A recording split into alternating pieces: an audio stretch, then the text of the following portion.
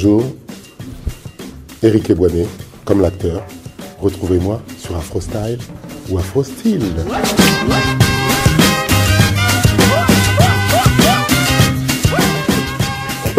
Quel est le facteur déclencheur qui m'a poussé à faire du cinéma?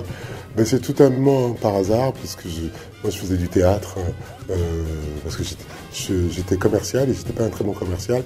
Et pour être un peu plus à l'aise dans la vente et dans le commerce, on m'avait demandé de faire un stage de théâtre.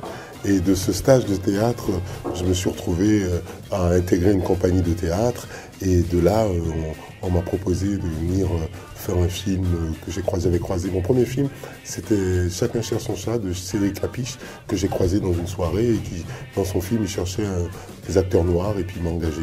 Et de fil en aiguille, j'ai continué à faire ça un petit peu en dilettante, mais j'ai réellement pris conscience que ça pouvait être un métier que depuis le film Lumumba de Raoul Peck.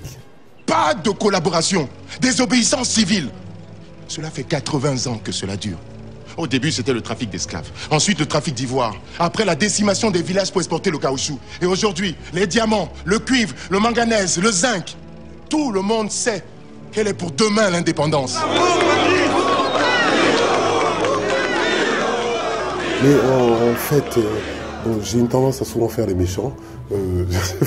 Je sais pas pourquoi, je sais pas. Ou des vieux sages africains. Mais ça, c'est un peu mon créneau. C'est comme disent les anglo-saxons, je suis typecast dans ces deux personnages-là. Mais des personnages qui ont quand même changé ma vision des choses depuis que je fais ce métier. Il y a eu mon premier film, Lumumba de Raoul Peck, qui m'a ancré un peu dans mon africanité, et parce que moi je suis né en France, donc j'ai très peu vécu en Afrique, donc qui m'a permis d'avoir conscience, malheureusement, que ce qui se passait en Afrique il y a 50-60 ans, lors de la période de la colonisation, était toujours d'actualité et qu'il fallait faire en sorte que les choses changent. Et le personnage de Lumumba était celui qui disait non. Et ça m'a permis de comprendre que finalement, nos dirigeants africains ne disent pas toujours non, et que malheureusement, c'est ce qui fait que la politique économique et sociale en Afrique est un peu gangrénée par cet héritage de la colonisation. Et ça a ancré un peu des racines africaines en moi, donc je me suis surpris à m'intéresser de plus en plus à l'histoire de l'Afrique et de plusieurs pays, un peu de tous les empires africains, etc., jusqu'à nos jours. Et ça m'a énormément marqué. Et puis il y a un autre deuxième film, d'ailleurs assez proche, mais c'est un film australien que j'avais fait qui s'appelle Disgrace de Steve Jacobs avec John Malkovich, qui est un film qui se passe en Afrique du Sud. C'est tiré de l'ouvrage de Coetzee, et c'était aussi une dimension un peu similaire. C'est que j'ai pris conscience de ce que c'est qu'être noir dans un pays qui a subi l'apartheid. Alors que je vivais à Paris, en France, et que je n'avais pas du tout cette notion du rapport au racisme et à la ségrégation. C'est un truc qu'on connaît pas, qu'on connaît différemment en fait. Oh, les enfants, il faut que je vous dise quelque chose. Ah non, on va pas encore changer d'appartement. Si. Ça c'est provisoire. Hein. Un jour, chacun aura sa grande chambre. Tu le jures? Ouais. Voilà, ça fera 5 €, madame. Merci, au revoir. Qu'est-ce qu'il avait resté planté là, il draguait? C'est bien, ça fait des clients en plus. Ça fait des clients en plus. Je me dis donc, tu te prends pour qui, toi? J'ai reçu du courrier pour toi. Encore? Ouais. Lettre recommandée. Monsieur Mahadir est obligé de quitter le territoire français dans le délai de 30 jours pour être conduit d'office à destination du pays dont il détient la nationalité. Je sais, tu tiens beaucoup à toi, moi aussi. Il n'y a plus de place pour les gens comme nous en France. Il faut partir.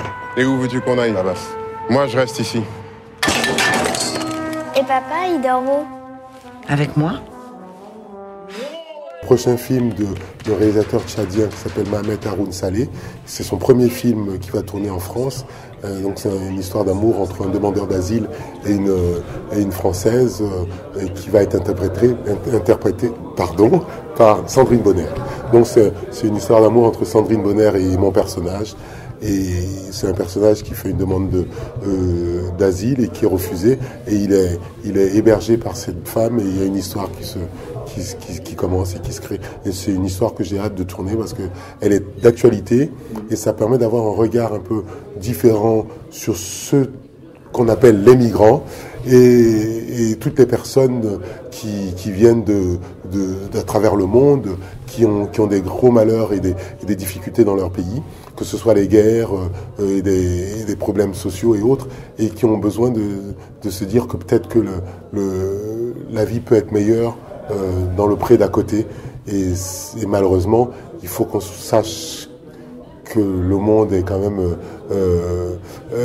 on est tous faits du même bois et qu'il faut pas nier le fait qu'on a la mondialisation. C'est facile de se connecter sur YouTube et autres pour savoir ce qui se passe ailleurs, mais aussi ces personnes-là, il faut qu'on soit à même de les recevoir avec bienveillance, quels qu'ils soient.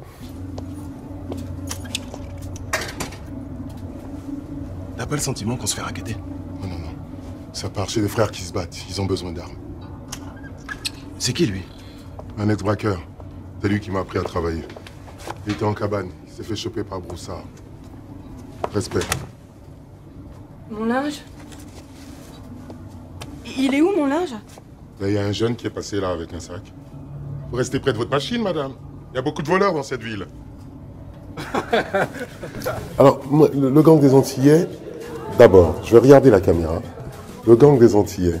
Ça s'appelle Le Gang des Antillais. C'est un film, je disais déjà pour les afrodescendants. C'est un film qui concerne tous les afrodescendants parce que c'est le premier film français produit par un producteur noir, réalisé par un producteur noir, où on voit des acteurs noirs francophones à l'affiche. Mais c'est en même temps, pour tous les autres, c'est un film qui parle de nous.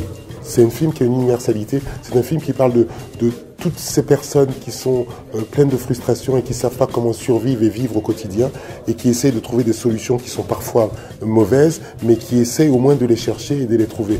Et en même temps, c'est une tranche de l'histoire de France, parce que ça parle du Wimidum, ce qui s'est passé dans les années 70 en France, qui est une tranche de l'histoire dont on ne connaît pas, dont on ne nous parle pas dans les livres d'histoire. Donc je vous assure, vous apprendrez quelque chose, vous vous divertirez et vous ne sortirez pas de la salle comme vous y êtes entré.